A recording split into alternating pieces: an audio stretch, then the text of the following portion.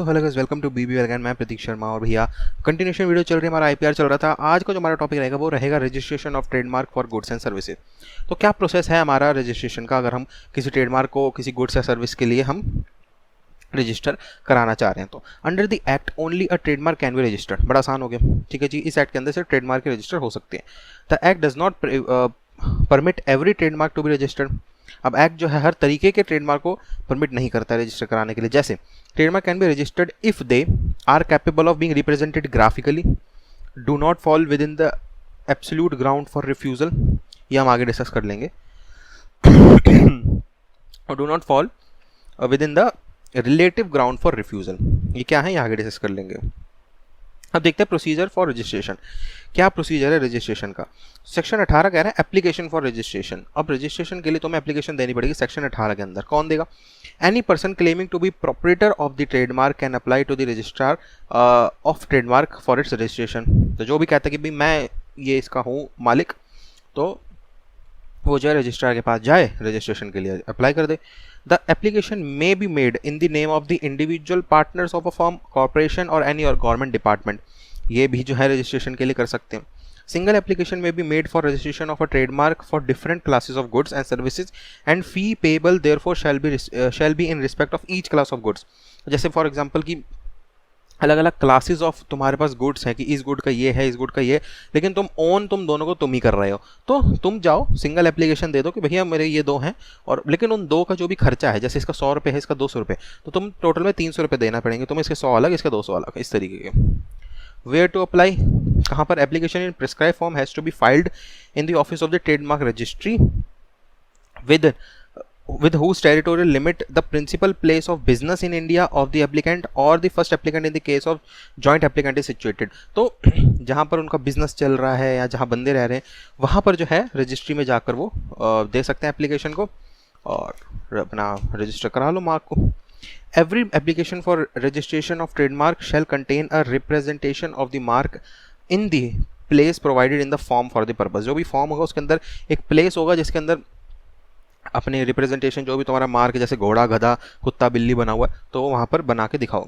Acceptance of application section 18 के according कह रहा है upon receipt of the application registrar may accept it completely और accept it subject to amendment और rejected. तो तीनों चारों ऑप्शन होते हैं रजिस्ट्रार के पास, या तो पूरा एक्सेप्ट कर ले, या पूरा रिजेक्ट कर ले, या फिर पार्शियली एक्सेप्ट कर ले on the fulfilment of the some क्या कहते हैं अमेंडमेंट्स, के भाई तुम्हारी ये फॉर्म में ये गड़बड़ थी, इसको पूरा कर लो तो एक्सेप्टेड है ये, इस तरीके की कुछ कंडीशन लगा सकता है वो। विड्रॉल ऑफ एप्लीकेशन सेक्शन 19 के according if applicant is found to be accepted in error then the communication to this effect is sent within 2 month and the applicant has to amend the to comply. ठीक है जी, अगर गलती से कर लिया, पता लगा कि अरे यार इसको तो नहीं करना था, कुछ गड़बड़ थी इस केस में, तो 2 महीने के अंदर जो है उसको टाइम दिया जाएगा कि तुम अमेंड वगैरह कर लो, अगर तुम्हें कंटिन्यूशन करनी है रजिस्ट्रेशन को। In the case of applicant complies then either he amends or he asked for hearing following which the decision is taken appropriate orders are the passed। तो वही चीज़ होगी, या तो वो अमेंड कर दे उसको, या फिर कहे कि तुमने पहले क्यों करा, फिर लड़ाई कर ले। एडवर्टीजमेंट ऑफ एप्लीकेशन सेक्शन 20 कह रहा है after the application is accepted and advertisement is issued in the trademarks journal to give third parties an opportunity for the opposition. अब ये कब जो एडवर्टीजमेंट देनी है, अगर एक्सेप्ट हो गया है तो ये कितने टाइम में देनी है? ये देनी है within 6 month of the acceptance of the application और after the expiry of the period referred to section 154 का 2 विच एवर इज लेटर। ठीक है जी, तो या तो 6 महीने या फिर 154 के 2 के अकॉर्डिंग जो है दिए जाएगी। The registrar may after informing the public in the trademark general put the applications published in the journal on the internet website or any other electronic medium, ताकि जनरल पब्लिक को भी पता चल सके, इंटरनेट पर वेबसाइट के through डाल दो। तो ये चीज़ हो गई। 5वां अपोजिशन टू रजिस्ट्रेशन। अगर तुम उस अपोजिशन करना चाहते हो तो सेक्शन 21 एंड रूल 47 to 57 के अकॉर्डिंग करोगे। क्या है? Any person can make opposition by making an application to the triplet in form, मतलब ट्रिपलेट मतलब 3 कॉपीज़ के अंदर जो है बनेगा ये, in form TM5 within 3 month from the date of advertisement. तो जब से एडवर्टीजमेंट हुई उसके बाद तुम्हारे पास 3 महीने का समय है कि तुम 3 कॉपियों में लगा के तुम अपना अपोजिशन का दे सकते हो। A copy of opposition is then sent to the applicant and he has to reply in triplet in form TM6 trademark उसी फुल फॉर्म है, TM6 फॉर्म नंबर है और with in 2 month with his counter statement. तो जिसके खिलाफ क्या है उसके पास जो है उसके पहुंचने के बाद 2 महीने का समय है कि वो उसको काउंटर करें। ये रूल 49 बता रहा है। छठा पॉइंट आता है correction and amendment of application. अगर कुछ तुम्हें एप्लीकेशन के अंदर कुछ करेक्शन करनी है, कुछ ऐसा अमेंडमेंट करनी है, तो रजिस्ट्रार में on his own amend a register or certificate of registration to correct a clerical error or an obvious mistake। कोई भी obvious mistake हो गई या कोई clerical error था उसको अगर जो है ठीक कराना है तो वो कर सकते हैं। टाइम पीरियड कितना है? Registration of trademark is for a period of 10 year. हमने पीछे भी डिस्कस कर लिया था कि ट्रेडमार्क जो है 10 साल के लिए मिलता है, but it may be renewed time to time, but payment जो है तुम्हें देनी पड़ेगी, फ्री में जो है रिन्यू नहीं होगा। तो जी ये हो गया, ठीक है जी। अब अगर हम इसी में कंटिन्यूशन में रखें तो grounds of refusal of registration, कौन से ऐसे ग्राउंड है जिसके ऊपर तुम्हारे को रजिस्ट्रेशन मना किया जा सकता है तुम्हारे ट्रेडमार्क को देने से? सेक्शन 9 कह रहा है there are 2 ground of refusal, absolute ground और रिलेटिव ग्राउंड। क्या है ये? एब्सोल्यूट ग्राउंड होता है related to mark itself, mark खुद में ही गड़बड़ है, अरे यार ये तो उसका मार्क है, तू कैसे रजिस्टर करा रहा है, इस तरीके कोई। या रिलेटिव ग्राउंड मतलब थर्ड पार्टी राइट्स, कि भाई इस मार्क से उस थर्ड पार्टी के जो है राइट्स इफेक्ट हो जाएंगे, ठीक है जी। सो सेक्शन 9 जो है वो बता रहा है the trademark which are devoid of any distinctive not capable of distinguishing the goods और services of one person from the another person. अब इसका भी कुत्ता बना हुआ, इसका भी कुत्ता बना हुआ, हाँ इसकी थोड़ी सी पूंछ नीचे उसकी पूंछ ऊपर है, अरे ये क्या बात हुई, सेम तो है दोनों, 19-20 का फर्क है, ये नहीं होना चाहिए। Which consist exclusively of mark और indication which may serve in trade और designate the quality quantity values, ये है कुछ सेम से हो रहा है। which consists exclusively of marks or indication which have become customary in the current language or in the bona fide and established practices of the trade shall not be registered। जिसके अंदर कुछ ऐसे दे हुए हैं कि करंट लैंग्वेज और इन bonafide वो उसकी सही नहीं लग रही, मतलब which have become customary in the current language और इन जो bona fide and establish practice of the trade shall not be registered. क्या कहना चाह रहा है ये? A mark shall not be registered if it is such nature as to deceive the public or cause confusion। अगर public के हित में नहीं है वो तो उसे मना करा जा सकता है, अगर कोई confusion क्रिएट कर रहा हो वो। It comprises or contains scandalous और obscene matter, कुछ इस तरीके की गलत चीज़ है जो अभी मेरे ख्याल से उसमें हुआ था, पता नहीं मिंत्रा में हुआ था, किस में हुआ था। It likely to hurt religious affairs of the class और section, किसी क्लास या सेक्शन का religious affairs को इफेक्ट ना कर दे वो। A mark shall not be registered as trademark if it consists exclusively shape of goods which result from the nature of the goods itself। ठीक है जी। The shape of goods which is necessary to obtain a technical result, या shape of which substantial value of the good, shape of which substantial value of the good, मतलब कुछ ऐसा नहीं होना चाहिए जो खुद ही गुड की उसमें हो, या obtain the necessary technical result से कुछ obtain हो रहा हो, या shape कुछ इस तरीके की हो, तो ये हो गया। और सेक्शन 9 का बेसिस क्या है? It aims to stop registration of the trademark which does not perform its essential function of a trademark। तो वही चीज़ों के सेक्शन 9 बनाए, इसलिए जो इतने सारे पॉइंट्स लिखे हैं इसने कि भाई वो अगर वो ट्रेडमार्क खुद को ही जस्टिफाई नहीं कर रहा, मतलब as a definition of trademark उसको जस्टिफाई नहीं कर रहा तो नहीं होगा। सेक्शन 9 के 1 का एक कह रहा है devoid of any distinctive character, का मतलब ये होता है it prohibit registration of trademark which are not capable of distinguishing the, वही एक बंदे से दूसरे बंदे के उसमें डिस्टिंग्विश नहीं हो रहा, इसका भी कुत्ता उसका भी कुत्ता बना हुआ।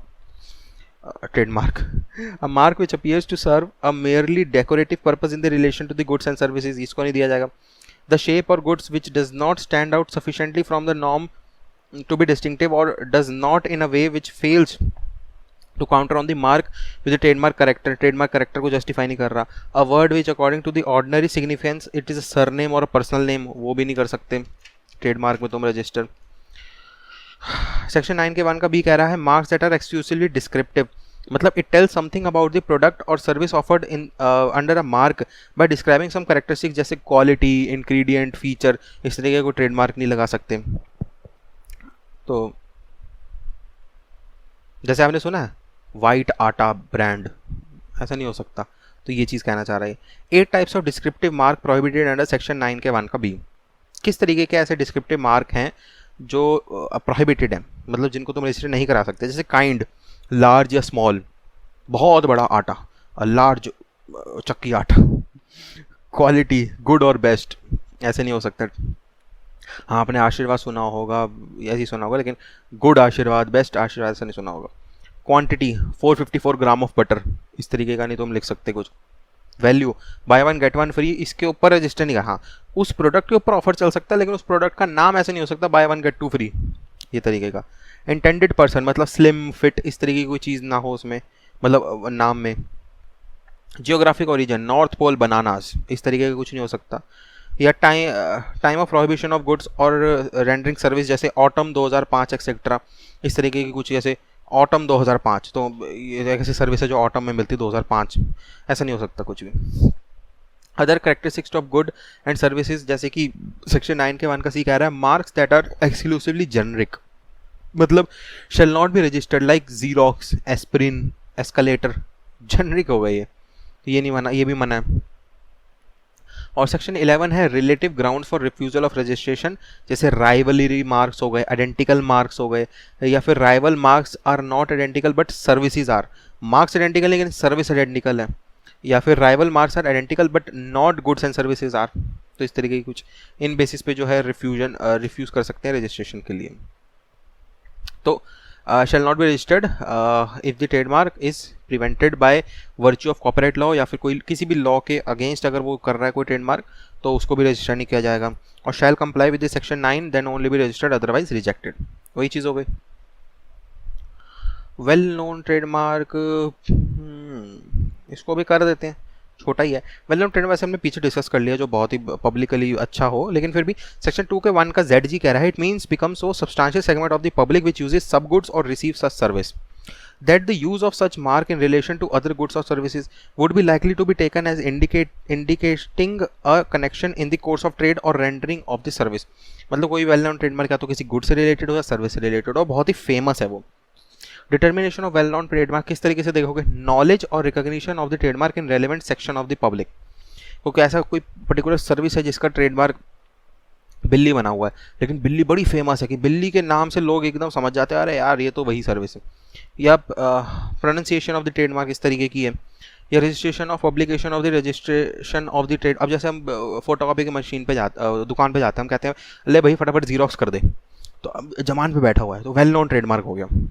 The extent of recognition as well as known trademark by any court और register under the above record, उसके अकॉर्डिंग भी जो है वो वेल नोन बन जाता है। तो इस वीडियो को यहीं रोकते हैं, आगे जो है एक्यूजेंस है उसको हम बाद में जो है डिस्कस करेंगे। ठीक है जी, अभी मैं भी थक गया भैया, कुछ खाने दो। चलो यही था इस वीडियो के अंदर। वीडियो चलिए लाइक कर दीजिएगा, वीडियो अच्छी नहीं लगी डिसलाइक कर दी, कोई दिक्कत नहीं, लेकिन एक रीज़न दे दीजिएगा क्यों आपको वीडियो अच्छी नहीं लगी, तो ताकि उस चीज़ को जो है अपनी इंप्रूवमेंट लिस्ट में जो है डाल सकूँ। बाकी भैया कमेंट सेक्शन यूट्यूब ने आप लोगों के लिए दिया हुआ है, कोई भी क्वेश्चन सजेशन क्वेरी डाउट है कमेंट करिए, मैं पूरी कोशिश करूंगा आपको वहाँ पर रिप्लाई करने की। बाकी डिस्क्रिप्शन खोल के देख लिया करो, वहाँ पर मेरे इंपॉर्टेंट कॉन्टैक्ट्स लिंक दिए हुए हैं, जैसे इंस्टाग्राम का लिंक दिया हुआ है, कॉल मी फॉर ऐप का लिंक दिया हुआ है, उस ऐप के थ्रू जो है मेरे से डायरेक्टली कॉल के थ्रू जो है बात कर सकते हैं लाइव। और अगर आपने सब्सक्राइब करा हुआ तो बहुत ही बढ़िया, सब्सक्राइब नहीं करा तो कर लो, ऐसे इंपॉर्टेंट सब्जेक्ट्स और ऐसे इंपॉर्टेंट टॉपिक्स को जो है तुम लोग ऐसे मिस कर दोगे। और सब्सक्राइब करने के साथ एक बेल आइकन होगा, वो बेल आइकन सब्सक्राइब करने के बाद ही ओपन होगा उसको क्लिक करके ऑल पे कर देना ताकि सारी नोटिफिकेशन आपके पास पहुंच जाए जैसे ही मैं कोई वीडियो करता हूँ वैसे ही। चलो चाहिए था इस वीडियो के अंदर। Thanks for watching, to be well again, Prateek Sharma signing out, bye, take care and या कोरोना से बच के।